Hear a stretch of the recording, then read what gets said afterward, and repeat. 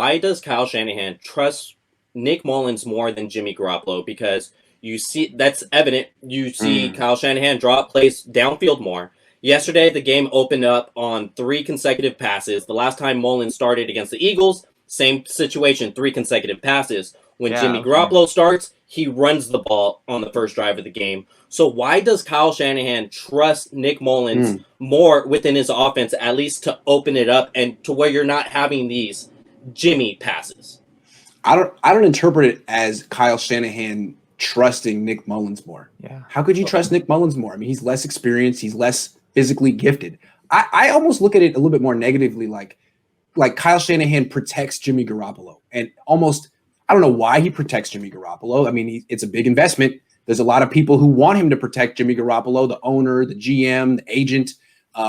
There's just less incentive to protect Nick. They don't really seem to care. It's like, dude, Nick, if you get hit, sorry, buddy. CJ's waiting. If you stink, we're just gonna bench you. Like, they don't really care about his future. They don't really put the training wheels on Nick. I think it's more like they don't have any problem.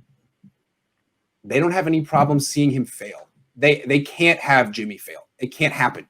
It's for the entire sake of the franchise. They got to prop up Jimmy. No one cares about Nick Mullins like that. Nick, go get him, buddy. Go jump. I think I'm exactly. I'm right. I'm riding the coattails of Grant that way. Perfect. I don't think it's so much that you trust Nick more. It's just like the same reason why they took forever for them to let Dante Pettis go by is the same reason why they had to make Jimmy look good so they can warrant draft capital given up, the money given up, all the time invested in him, the fact that they let his crush Kirk Cousins go away, even though that kind of in a way kind of saved him from himself. And so it's just they just really it's always about saving face. There's always an ego portion that people overlook. Even with brilliant, adaptable minds like Kyle Shanahan, there's always going to be a little bit of meathead stubbornness in these guys where it's just like, I just want to do it this way. I don't care. I don't care if this triangle doesn't fit into a circle. I don't care, whatever. I'm still going to make it work. So that's just my interpretation of it. It's just you just can't, because all of a sudden it's going to be people like us like, what the hell was that idea? Are you serious? That's an indictment on your judgment as a scout of talent and of everything. But he's already a little bit, I feel like, exposing himself when you see like players like Richie James has been riding the bench and he just comes out there and plugs and play like easy. So at some point, his mask that he keeps on, that he sets a brilliant mind in terms of gauging talent, is going to come off. See, that's the thing that scares me, right? So on top of, we obviously saw that Richie James is more than capable to take on whatever 15, 20 snap role that Trent Taylor has, right? Yeah. I want to go a little bit deeper when it comes to this. So the Nick Mullins thing, I'll answer real quick. I think it's because he thinks that Nick Mullins processes things faster than Jimmy Garoppolo does, right? And he gets through reads. So I guess that's why he feels more comfortable calling those. But you guys aren't off with just like, whatever, Nick. If nobody expects us to win this game anyway, so whatever, go out there and, do whatever, at this point. When I saw Tom Compton, you had to know things were going wrong right off the bat. And it just reminded me too. Not just that. Tom Compton on the field, no use check on the field. River Craycraft on 11 personnel to start the game. They were screwed. They had no chance. I was like, what is this? I didn't understand why they didn't have Kevin White out there more than River Craycraft. Here's the thing. I didn't get it. Kyle Shanahan's really good, okay? And when he's on, he's like Bill Walsh Jr. But when he's off, we see last night. Yeah. He has these little off games where it's like, did you even try this week? And I think he'll try next week. I think he'll be great next week. But that's like disengaged, careless Kyle. That's what that was. As much as anyone, he really stunk. He was the Justin School of coaches last night. I need this on a shirt, straight out of Tom Compton. Tom Compton's. Hey, but once I saw Justin School was out there straight whiffing the entire time, it just like it took me a minute to realize like when's the last time Justin School played? Because I was thinking School usually played pretty well last year. Then I thought, oh wait, the last game he played was against Green Bay when he got pulled, and I was like, oh wait, there's kryptonite. So it makes sense that he was getting completely dogged the whole night. I'm surprised Shanahan didn't think about it. Hey, one of the last times we played these guys, School was out there, and I literally made a guy who's never played left tackle before play left tackle. So I don't know what didn't comprehend in his mind about, hey, I need help here. But then you also said, Gross, you can't play because they overloaded us on blitz. I mean, Kyle Shanahan's in his presser on Sunday. Hey, coach, it starts with me, but it starts with you. So why are you benching Grossi as if it's his fault for why the pressure got there on Sunday against the Seahawks? Why not just keep it there steady on a short week when you know you have a team that actually has a pass rush? I don't know. Also, you switch up 60% of your offensive line. You go to your backup quarterback. You have your third, fourth, fifth, sixth string wide receivers, whatever. And you don't get to your screen game until you're down 4 touchdowns in the third quarter. That's not in your script. You don't have any of the shovel passes, the end arounds. Don't tell me that Richie James Jr. can't do that stuff. He's a punt returner. He's like, of course he can do that. He returns kicks. They ran one of them too at one point, so that pretty much proved like, hey, look, he was capable of it. Just the blocks weren't getting out there.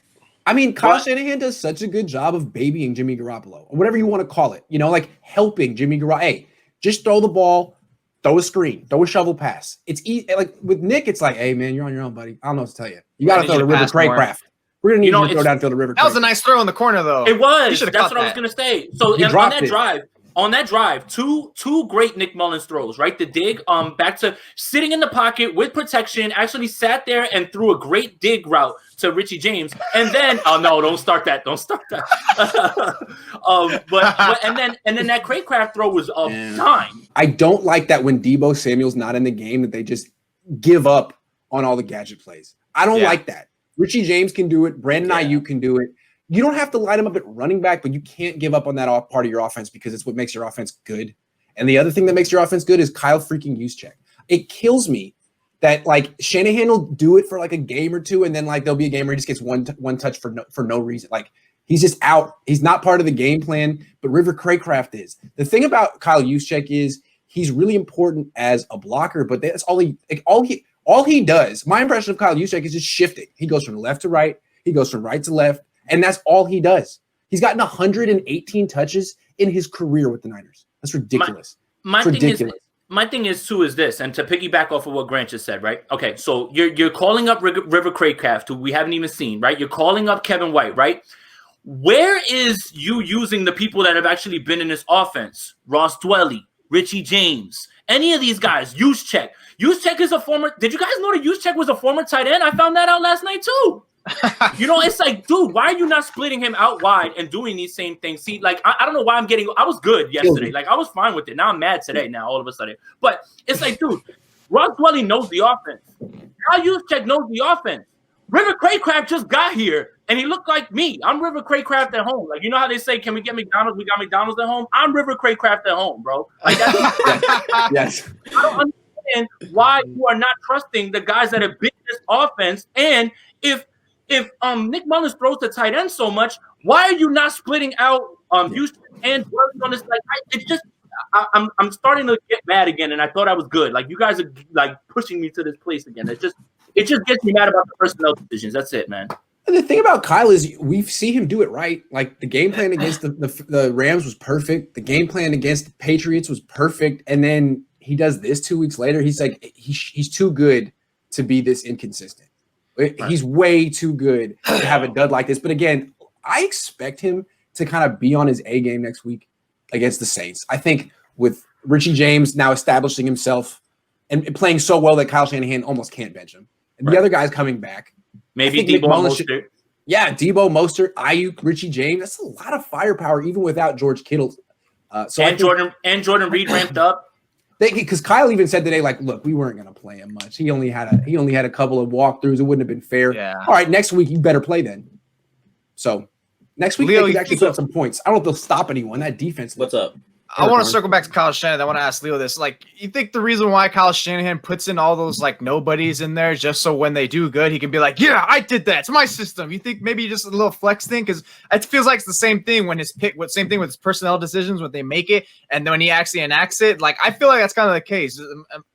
Am I on point somewhere like that, no, Leo? Or? You are. I think he is. Yeah. I think he is. Yeah, and I think a little bit is like those guys are also in his doghouse. You're either a Shanahan guy or you're not. So he's just trying out these new guys, see if they are a Shanahan guy, because he loses trust very easily. And when you lose Kyle's trust, you're done. You're done. Mm-hmm. He doesn't want to give you a chance. He knows you're good enough to be on the roster, but does he want to put you in that position? He doesn't. And like Grant said, it's not that we're trying to bash Kyle. No, he's a hell of a coach, so we hold him to that standard. It's exactly. It's like Mahomes going out there throwing for 150, no touchdowns and 2 picks. Right. Everyone's going to hold him to that standard, and that's the thing with Kyle. Yeah, exactly. He's too good from himself. We expect more from himself. He's too good. With that defense, look at how bad that defense was. Richie James was running by himself on many routes. Not on that dig route. The safety's just running to the other side of the field while he cuts it back. Even those throws that he caught at the end of the game. That's how bad this defense was. So there was points there to be had. There was yards there to be had. That's the other part that's frustrating. Like if we were going up against a Pittsburgh defense with Nick Mullins and all these guys, it's like, okay, fine. The Packers defense is awful, and they couldn't even generate any sort of offense at all. If there ever were a game to break out the training wheels offense with all the Jimmy Gimme throws, I call them Jimmy Gimmies. I mean, when Jimmy Garoppolo is in the game, Kyle Shanahan calls 15 Jimmy Gimmies a game where it's like a shovel pass or a screen or something really, really easy. If there were ever a game to have an approach like that, you're down to River Craycraft, Kevin White, Trent Taylor, and Richie James. You're down to no Kittle, no Mostert, no anyone, no Trent Williams, no Grasu. I mean, if ever there were a time to get the ball out of Nick Mullins' hands instantly, it was last night. And instead, it's like, hey, you got to throw downfield, Nick. You have to. Grant, he probably didn't feel the need to either because other than Richie James Jr., who else was really going to get that yak? I mean, McKinnon, but McKinnon didn't really look that explosive. I mean, that's one, maybe another detracting factor of why he didn't call it like that. But then again, you didn't really see that against the Eagles either. So, I mean, you really do need those gimme throws for a confidence builder. And also, I think just in general, it just keeps the defense off balance.